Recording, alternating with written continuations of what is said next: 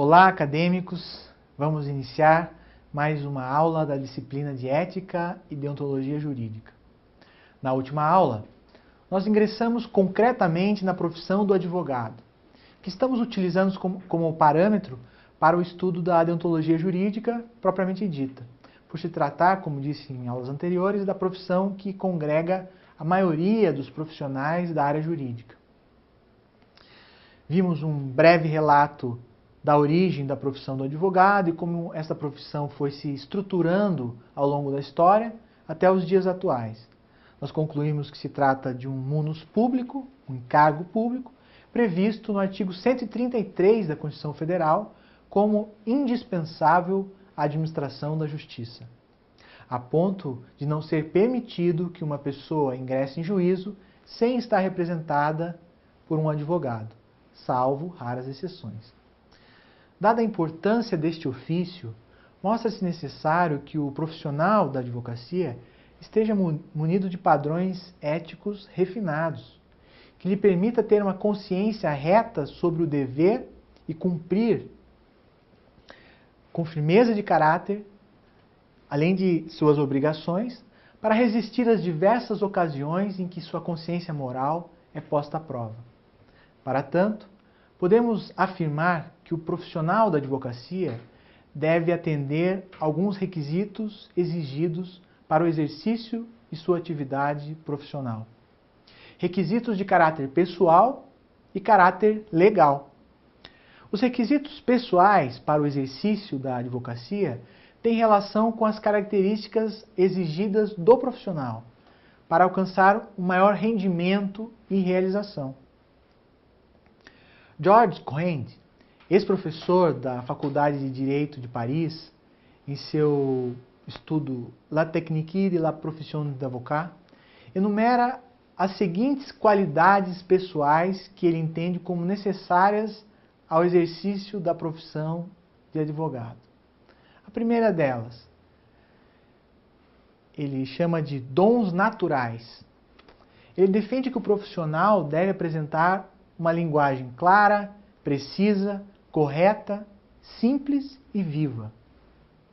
Ter um raciocínio lógico, imaginação, espírito de síntese e boa memória. Por evidente que os profissionais podem apresentar essas qualidades em maior ou menor grau, mas independente do grau que as têm, devem ter consciência de que precisam desenvolvê-las ou aprimorá-las. Pois dessas qualidades dependem a defesa dos interesses de seus clientes. E para nos animar, cabe lembrar aqui da história de Demóstenes, lembram? Que relatamos na última aula. Mesmo sofrendo de gagueira, venceu suas dificuldades e tornou-se o maior orador da história da Grécia.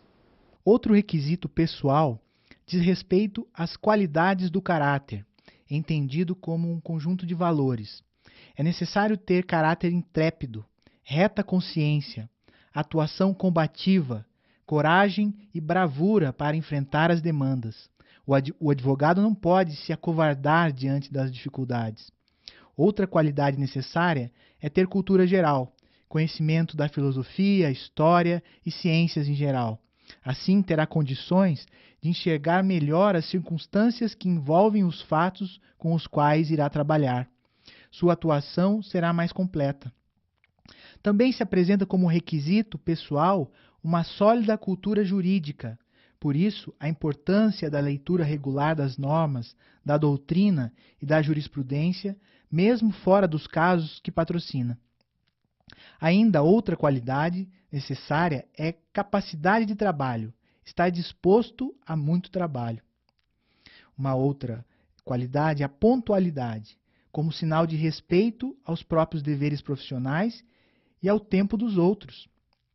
E não se pode deixar de considerar outra indispensável qualidade, que é a arte de se relacionar bem com as pessoas. Estas são qualidades pessoais apontadas como necessárias para se alcançar uma maior eficácia da atividade profissional, que é dever do advogado. E como estamos falando dessas qualidades, é interessante trazermos um texto bastante difundido no meio profissional da advocacia, de autoria do advogado uruguaio Eduardo Couturi, que ficou conhecido como os 10 mandamentos da advocacia, que também traz qualidades necessárias ao advogado. Os 10 mandamentos da advocacia são: primeiro, estuda. O direito se transforma constantemente. Se não seguires seus passos, será a cada dia um pouco menos advogado. Segundo, pensa. O direito se aprende estudando, mas se exerce pensando. Terceiro, trabalha. A advocacia é uma árdua fadiga posta a serviço da justiça.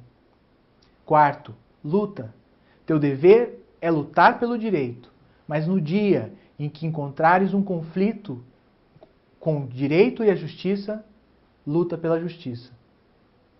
Quinto, ser leal. Leal para com teu cliente, a quem não deves abandonar, até que compreendas que é indigno de ti. Leal para com o adversário, ainda que ele seja desleal contigo. Leal para com o juiz, que ignora os fatos e deve confiar no que tu lhe dizes. E que, quanto ao direito, alguma outra vez, deve confiar no que tu lhe invocas. Tolera. Tolera a verdade alheia na mesma medida em que queres que seja tolerada a tua. Sétimo, tem paciência. O tempo se vinga das coisas que se fazem sem a sua colaboração. Oitavo, tem fé. Tem fé no direito, como o melhor instrumento para a convivência humana. Na justiça, como destino normal do direito. Na paz, como substituto bondoso da justiça. E, sobretudo, tem fé na liberdade, sem a qual não há direito, nem justiça e nem paz. Nono, esquece. A advocacia é uma luta de paixões. Se em cada batalha fores carregando tua alma de rancor, sobrevirá o dia em que a vida será impossível para ti. Concluído o combate, esquece tão prontamente tua vitória como tua derrota.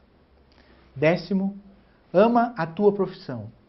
Trata de conceber a advocacia de tal maneira que no dia em que teu filho te pedir conselho sobre seu destino ou futuro, consideras uma honra para ti propor-lhe que se faça advogado. Você vê aí uma charge que brinca com o tema dos 10 mandamentos do advogado. Ela alerta para que o profissional não deixe de considerar a opinião de seus clientes. Diz aí, tenha em mente, seu cliente tem fortes opiniões.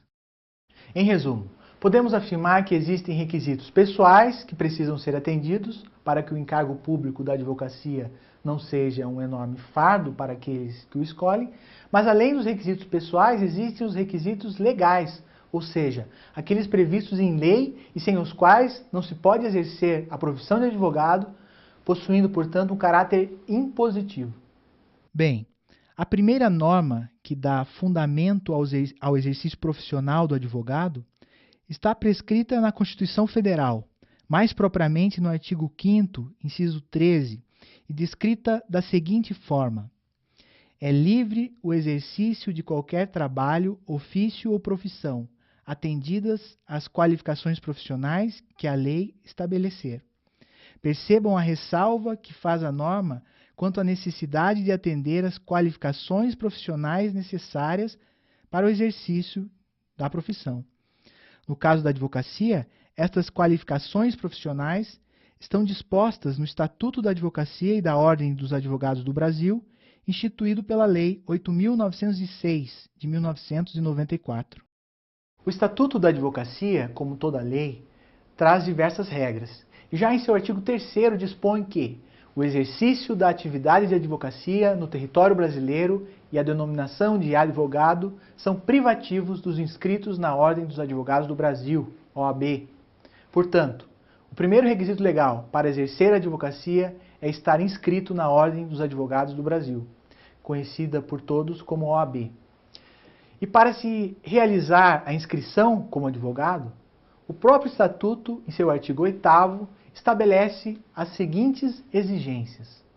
Primeiro, que o pretendente tenha capacidade civil, ou seja, que a pessoa tenha capacidade para adquirir direitos e para exercê-los por si mesma.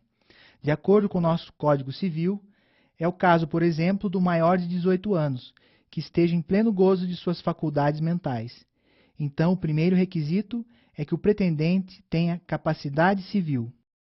Outra exigência é a de possuir um diploma ou certidão de graduação em Direito, obtido em instituição de ensino oficialmente autorizada e credenciada. Com isso, se pode afirmar que nem todo bacharel em Direito é advogado, mas todo advogado é bacharel em Direito. Terceiro, outra exigência consiste em apresentar o título de eleitor e quitação do serviço militar, se brasileiro.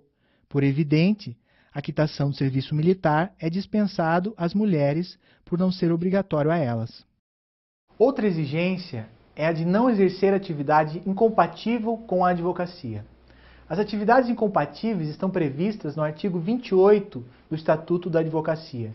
Dentre elas estão ser chefe do Poder Executivo, membros da mesa do Poder Legislativo e seus substitutos legais, membros de órgãos do Poder Judiciário, do Ministério Público, dos tribunais e conselhos de contas, dos juizados especiais, da Justiça de Paz, juízes classistas, bem como de todos os que exerçam função de julgamento em órgãos de deliberação coletiva, da administração pública direta e indireta, ocupantes de cargos ou funções de direção em órgãos da administração pública direta ou indireta, em suas fundações e em suas empresas controladas ou concessionárias de serviço público.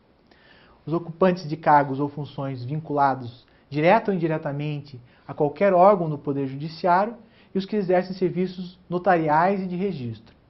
Os ocupantes de cargos ou funções vinculadas direta ou indiretamente à atividade policial de qualquer natureza, militares de qualquer natureza, na ativa, ocupantes de cargos ou funções que tenham competência de lançamento, arrecadação ou fiscalização de tributos e contribuições para fiscais, ocupantes de funções de direção e gerência em instituições financeiras, inclusive privadas.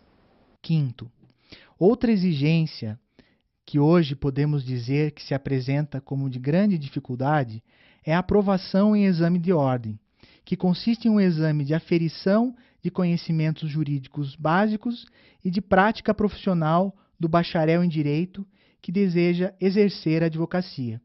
Atualmente, a OAB realiza 3 exames anuais. Cada exame é composto por provas objetivas e dissertativas, exigindo ainda a confecção de uma peça processual própria de atividades forenses. Exemplo, um recurso, uma contestação, uma petição inicial, etc. Ainda outra exigência é a idoneidade moral. Trata-se de um conceito indeterminado, cujo conteúdo depende da análise do caso concreto, com aferição objetiva das circunstâncias na comunidade profissional, no tempo e no espaço. Depende, portanto, no caso concreto. De modo geral, não são compatíveis com a idoneidade moral atitudes e comportamentos imputáveis ao interessado que contaminam necessariamente sua atividade profissional, em desprestígio da advocacia, por exemplo. A declaração de inidoneidade moral deve contar com pelo menos 2/3 dos votos dos membros do Conselho Seccional competente para analisar o caso. Sétimo, por fim, outro requisito é o de prestar compromisso perante o Conselho da Ordem dos Advogados. É manifestado de viva voz no sentido de exercer a advocacia com dignidade e responsabilidade, em estrita observância da legislação aplicável e do Código de Ética Profissional. Assim, atendidos esses requisitos legais, o bacharel em Direito poderá obter a inscrição na Ordem dos Advogados do Brasil, tornando-se, enfim, um profissional da advocacia.